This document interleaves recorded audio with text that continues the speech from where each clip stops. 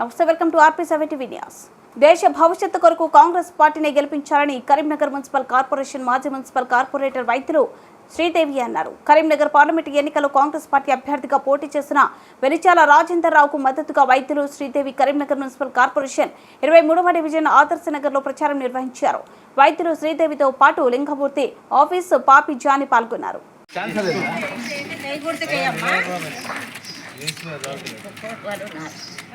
ఫోటోలు ఉండద్దా?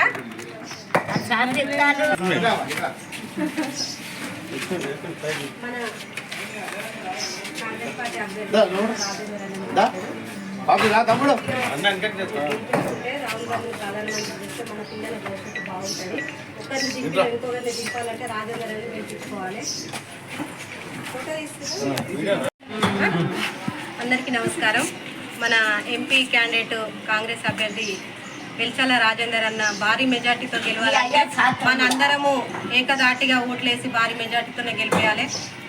మనం ఒకరిని గద్దె దింపిన ఇంకొకరిని దింపాలంటే రాజేందర్ అన్న గెలవాలి.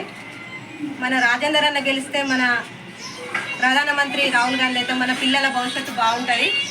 మన సీఎం రేవంత్ రెడ్డి గారు మనకి ఎట్లా పేదల గురించి ఆలోచిస్తుండో రాజేందర్ అన్న కూడా మనం మధ్యలో మనిషి కాబట్టి మనం ఆలోచించి ఓటేయాలి.